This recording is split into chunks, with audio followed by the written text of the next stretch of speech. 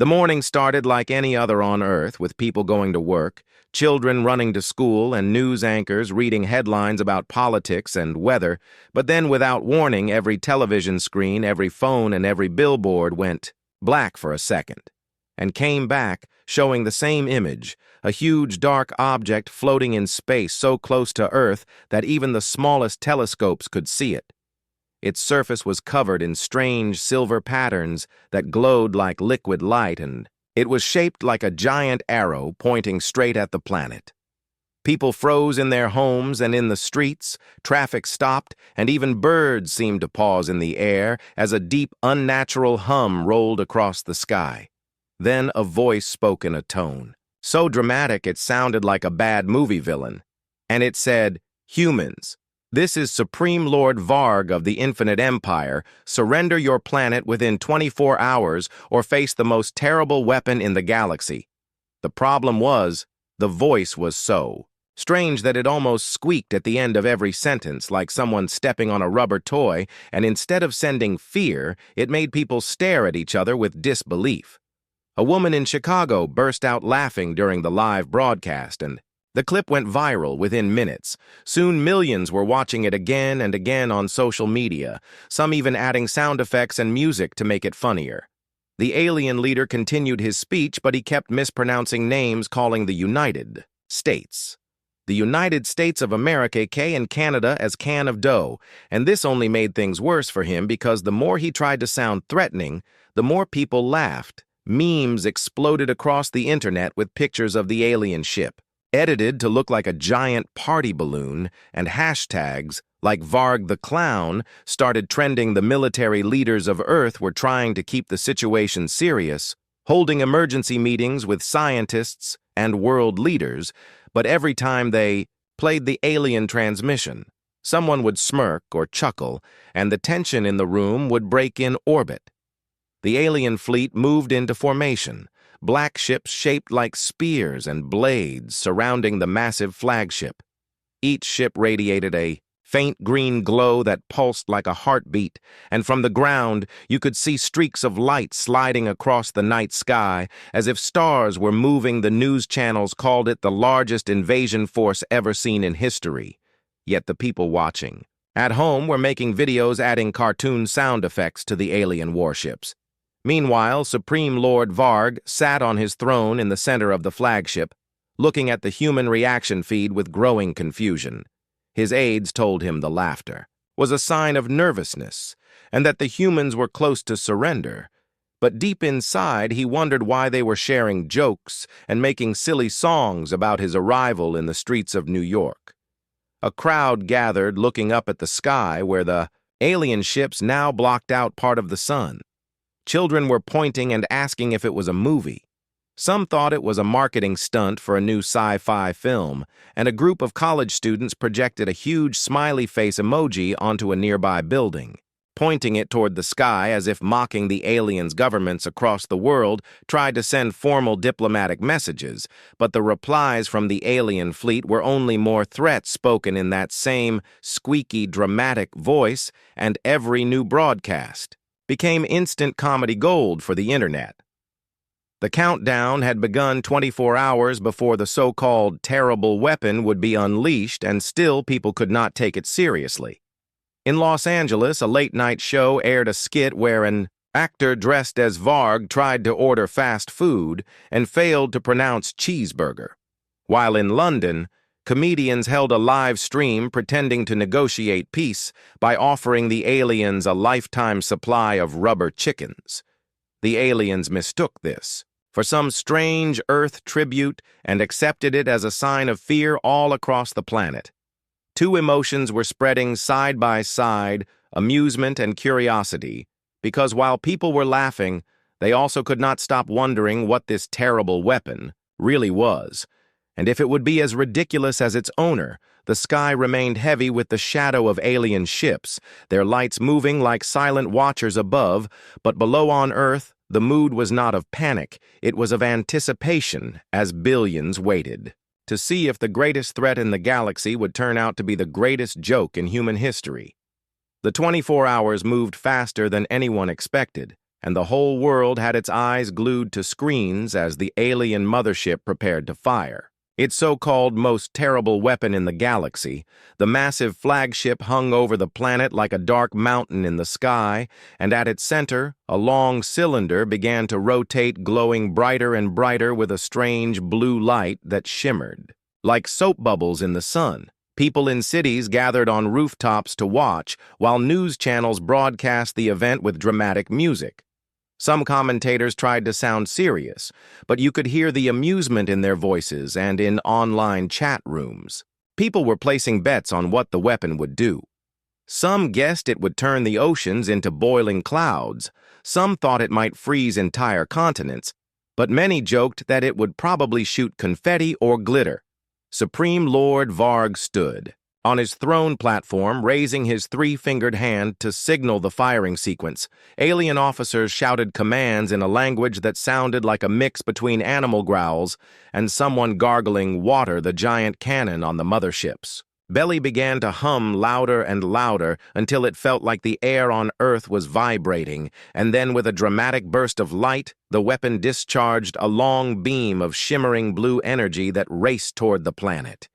Everyone held their breath and waited for impact, but the beam missed Earth entirely, shooting past the atmosphere and slamming into the darkness of space, where it struck something completely unexpected. The moon's shadow during a partial eclipse. The result was nothing. Short of bizarre, the shadow itself seemed to explode into a shimmering cloud of rainbow light scattering into space like sparkling dust. The moon itself was completely unharmed, but the effect looked so much like a failed magic trick that people everywhere began laughing uncontrollably, as if the greatest build-up in history had ended in a child's birthday party gone wrong to make matters worse.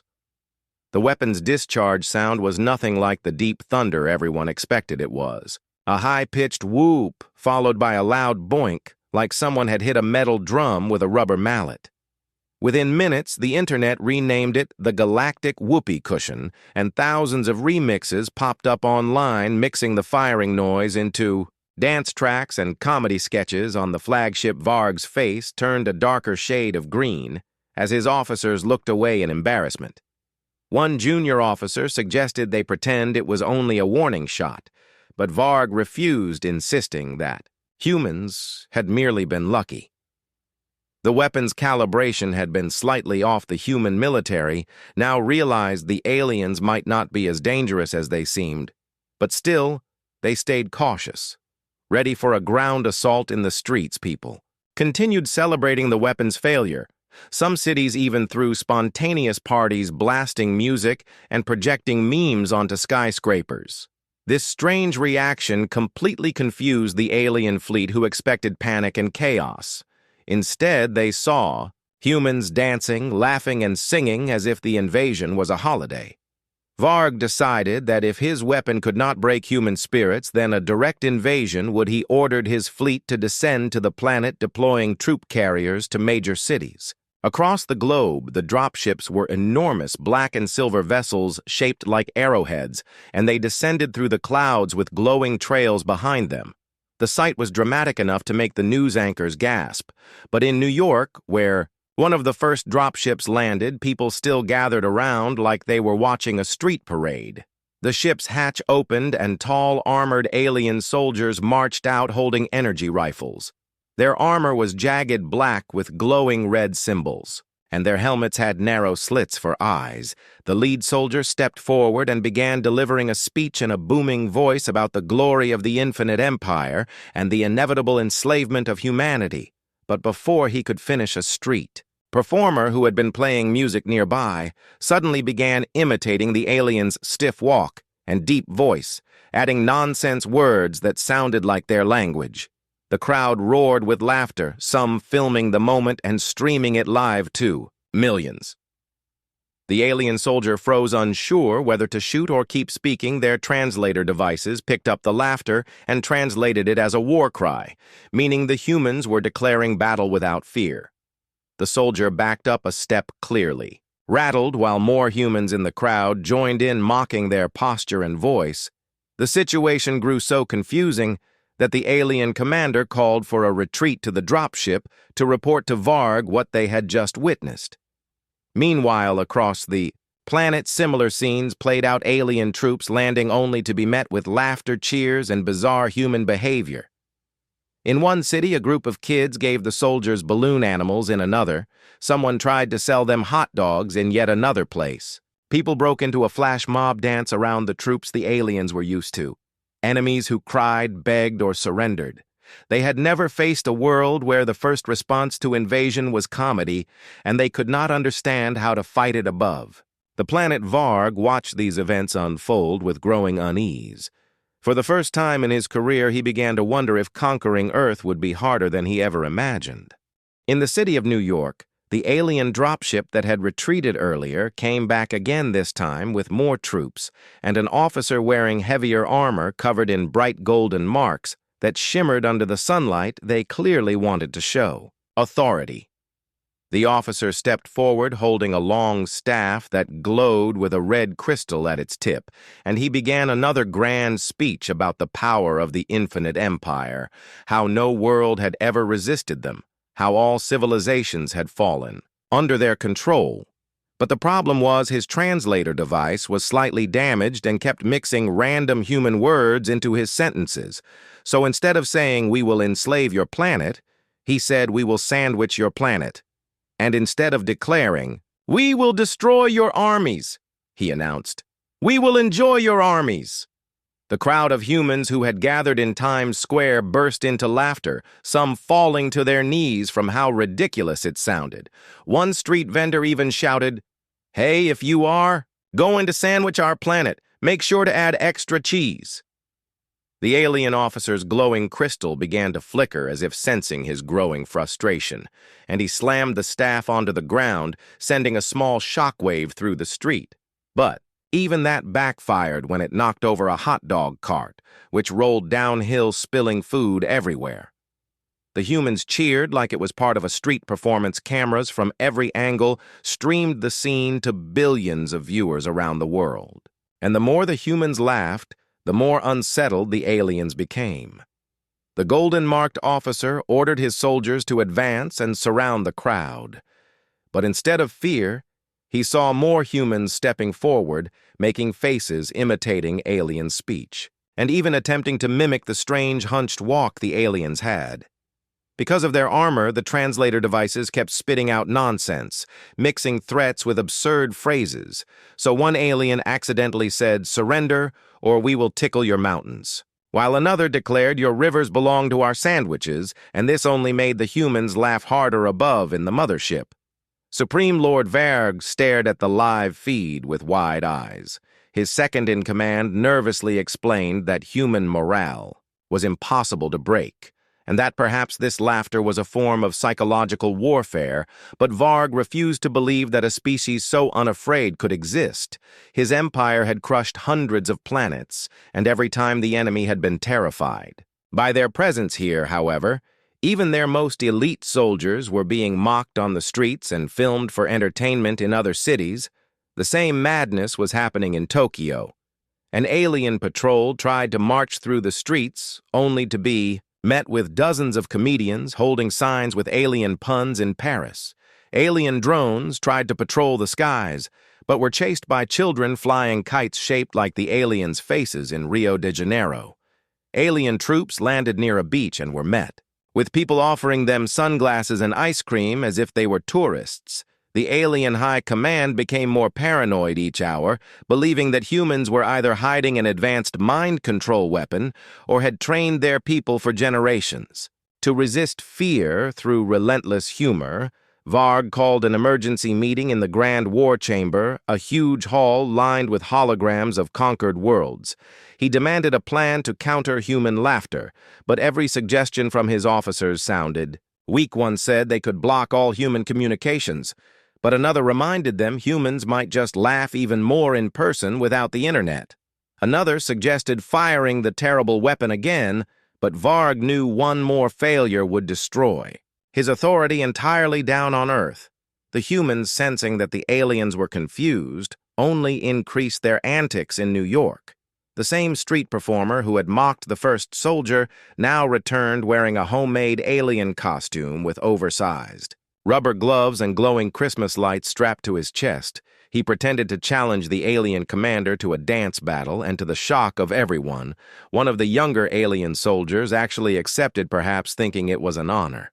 Challenge in human culture, the two began moving awkwardly in the middle of Times Square, one trying to shuffle side to side while the other spun around clumsily. The crowd roared with cheers, recording every second. The alien soldier lost his footing and fell backward into a pile of balloons which popped one after another, sounding almost identical to the weapon's woo boink sound. From earlier, the crowd exploded into laughter, the sound echoing through the streets and up into the alien dropship microphones. The alien officer finally ordered a full retreat, once again pulling his troops back into the ship as humans waved and blew kisses at them above the planet. Varg now felt a strange sensation, not fear exactly, but something close to it, as if he was fighting an enemy whose strength came from something invisible and untouchable, and as his fleet floated silently over Earth, he began to wonder if perhaps the most dangerous weapon in the galaxy was not the terrible cannon, but the sound of human laughter itself, inside the massive alien mothership. Supreme Lord Varg sat in the high war chamber, surrounded by towering holograms of Earth. Spinning slowly above a dark crystal table, his senior commanders stood in a circle, their faces tense, their armor gleaming under the cold white lights. The room was silent, except for the low hum of the ship's engines, until Varg finally spoke, demanding to know why a planet of seemingly primitive bipeds could stand against the infinite empire.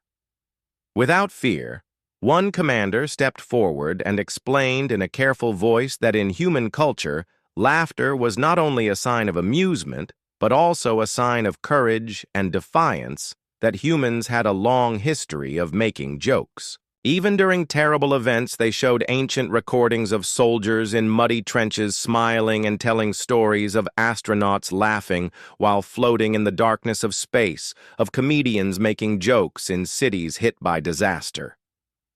Another officer interrupted to add that humans seem to use humor as a kind of armor for the mind, allowing them to face fear without being crushed by it.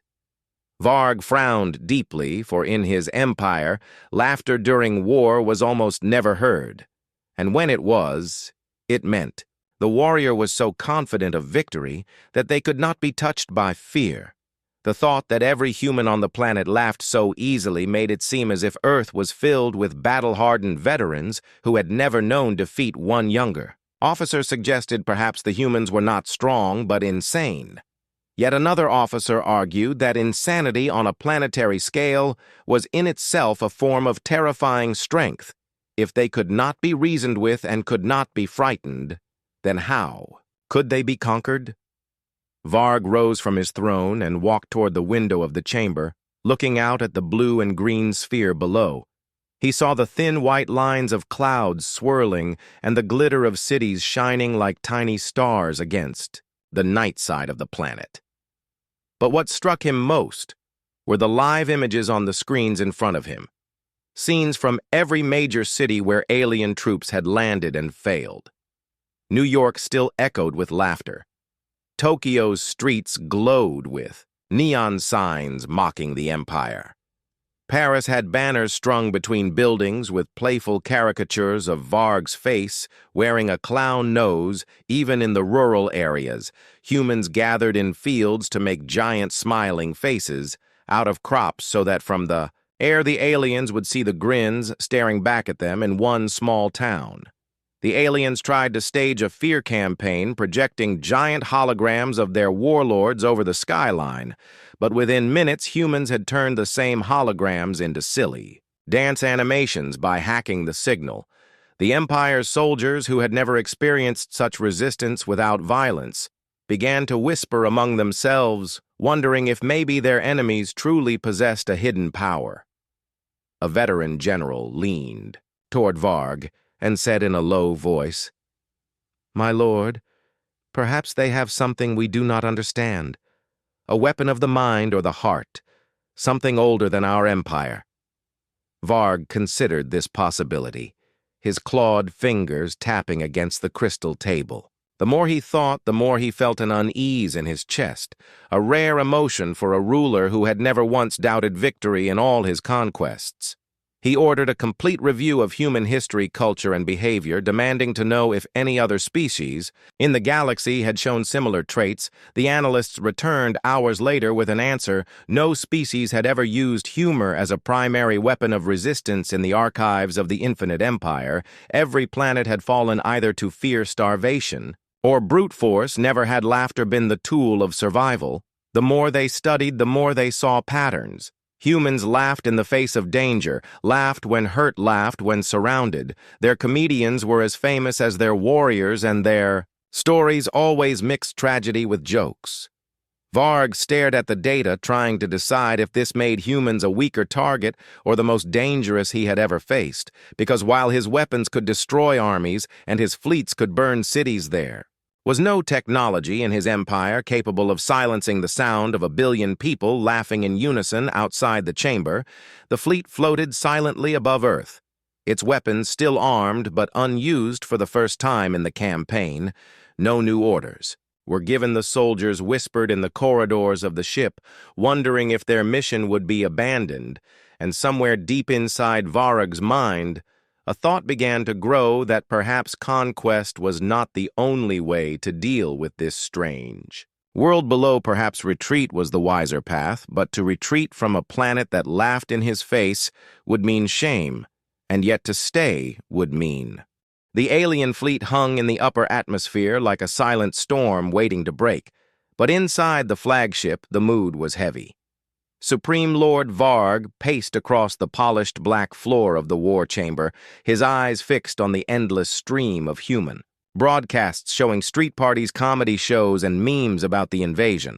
His generals stood in a stiff line waiting for orders, but none came for hours, because Varg was thinking in a way he had never thought before. Every instinct told him to attack, to fire the terrible weapon again, to send every ship down to the surface and crush resistance. Yet another voice deep in his mind kept whispering that the humans were not reacting like any enemy they had faced before. And maybe this meant they could not be conquered by force. One of his oldest advisors, a scarred commander who had fought in 100 wars, stepped forward and said, "My lord, if they had weapons to match ours, they would have used them already. If they had a fleet hidden in the dark, they would have revealed it. But instead, they meet us with this endless sound of laughter, and it is working. Our soldiers are uneasy. Our morale is falling. Every landing we attempt ends in humiliation." Varg knew the truth of these words. Even without hearing them for the past 3 days, reports had been coming in of alien squads landing in cities, only to be driven back not by weapons, but by dancing music, jokes, and strange human rituals. In one city, the soldiers had been surrounded by people playing brass instruments so loudly they could not hear their own orders. In another, alien drones were chased out of the sky by kites shaped like Varg's head, with googly eyes in the desert. A unit was lured into a trap not of guns, but of thousands of people standing in a huge, smiling formation that could be seen from space, making it look like the planet itself was laughing. Varg realized that if he stayed too long, his warriors would lose their will to fight, not from defeat in battle, but from the slow drip of this human weapon that came in the form of joy and mockery. He called another meeting of the High Command and declared that they would initiate strategic withdrawal, claiming it was only temporary to reassess tactics. But deep down, he knew it was permanent. Some of his generals objected, saying the Empire had never turned away from a conquest, but he silenced them with a single glare, reminding them that the Empire also never threw away lives for no gain. He ordered the fleet to prepare for departure. The engines of the mothership roared to life, the smaller ships aligning in perfect formation. Yet down on Earth, humans mistook the retreat for part of an ongoing joke. When the first ships began to rise higher into the sky, millions gathered in open spaces, waving giant signs that read, "Thanks for the laughs and come back soon." Some even played farewell songs over loudspeakers, broadcasting them directly toward the retreating fleet in one city. People held a huge online live stream called the Goodbye Party, where comedians performed skits, pretending to be alien commanders begging Varg for mercy. The aliens intercepted the signal, and the confused warlord watched as actors wearing fake green skin and plastic helmets acted out his retreat in exaggerated slow motion. The humiliation was almost unbearable, but the laughter on their faces was impossible to ignore as the fleet slowly moved toward deep space. Varg sent one final transmission. To Earth, his image appearing on every screen, his voice still carrying that unshakable squeak that humans now recognized instantly. He said, "Humans, we the infinite empire shall return when we have learned to withstand your most dangerous weapon, the sound of your laughter. Until then, you may keep your world and your sandwiches." And with that, the transmission cut off, and the ships vanished into the black, leaving behind a planet still ringing with joy for the first time in history. Humanity had repelled a galactic superpower without a single missile fired, without losing a single city, and without spilling a drop of blood. The only casualties were the pride of the alien warriors, and perhaps the mystery of what might have happened if they had stayed. The celebration on Earth lasted for days. Fireworks lit the skies, people wore alien masks in the streets, and musicians wrote songs about the day the galaxy's strongest empire came and went, defeated by a billion smiling faces. The morning after the alien fleet vanished into the deep black of space, the world woke to a strange and wonderful calm. The skies were clear. The air felt lighter, and everywhere people spoke of the day the greatest empire in the galaxy had come to conquer, and instead left defeated by the sound of human laughter. News channels ran endless coverage, replaying every moment from the first strange broadcast to the final retreat. Street performers reenacted the alien landings in cities.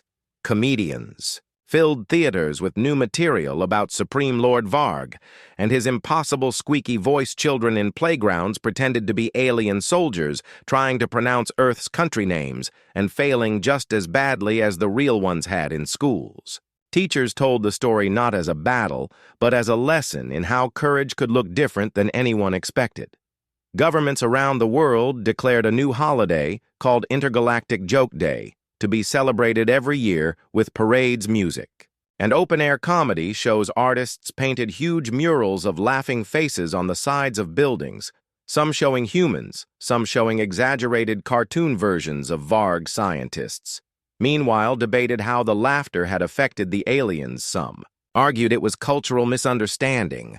Others believed it was pure psychological warfare, while a few insisted humans might have unlocked something deeper, an ancient instinct that could disarm even the most hostile mind across the internet. Theories. Exploded conspiracy channels claimed there had been a secret human superweapon hidden beneath the surface that projected waves of joy to confuse the enemy.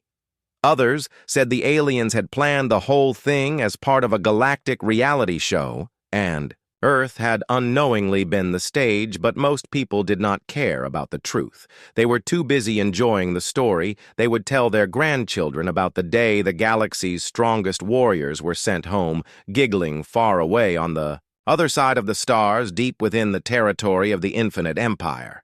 Supreme Lord Varg sat in the council hall of his homeworld, surrounded by his generals. The air was heavy with the scent of burning incense, the walls lined with banners of past victories. Yet his eyes were fixed on a small holographic screen, replaying a clip of humans laughing in the streets of New York. He had ordered every soldier in his fleet to begin training to resist this sound. The program was called Operation Stoneface. The goal was simple: to stand in the presence of laughter without reacting, yet it was proving harder than anyone expected.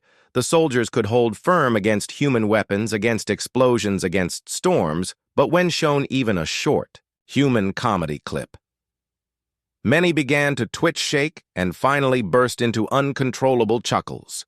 One young officer who had never laughed in his life rolled on the floor howling after watching a video of a man slipping on ice while holding coffee, and Varg himself had to turn away from the screen more than once, his mind filled with that same uneasy feeling he had experienced above Earth. He could not admit it to his people, but in his heart he wondered if perhaps they would never be ready to return. Meanwhile, Earth moved on, but in a new way. The knowledge that other intelligent life existed, that it could reach them, and that it could be defeated without violence, changed how people saw themselves. Nations began to work together more, sharing technology and resources to prepare for the possibility of another visit. Not everyone believed the aliens would stay away forever, and some governments quietly began to develop defenses just in case. But for most of the world, the memory of the victory remained one of joy, unity, and the strange truth that the greatest power humanity had shown was not in their machines or armies, but in their ability to laugh even in the face of danger, as the first anniversary of Intergalactic Joke Day approached. Cities prepared with decorations, fireworks, and massive open-air comedy festivals in the skies above. One evening, a group of amateur astronomers spotted what looked like faint lights moving far beyond the edge of the solar system. Perhaps it was nothing, perhaps just a passing comet. But in one small town, a boy looked up at the stars, smiled, and whispered loud enough for his friends to hear. "Hey, Varg! If you are watching, we are still laughing." The morning after the alien fleet vanished, into the deep black of space, the world woke to a strange and wonderful calm. The skies were clear. The air felt lighter, and everywhere, people spoke of the day. The greatest empire in the galaxy had come to conquer, and instead left defeated by the sound of human laughter. News channels ran endless coverage, replaying every moment from the first strange broadcast to the final retreat. Street performers reenacted the alien landings in cities, comedians filled theaters with new material about Supreme Lord Varg and his impossible squeaky-voiced children in playgrounds, pretended to be alien soldiers trying to pronounce Earth's country names and failing just as badly as the real ones had in schools. Teachers told the story not as a battle, but as a lesson in how courage could look different than anyone expected. Governments around the world declared a new holiday called Intergalactic Joke Day, to be celebrated every year with parades, music, and open-air comedy shows. Artists painted huge murals of laughing faces on the sides of buildings.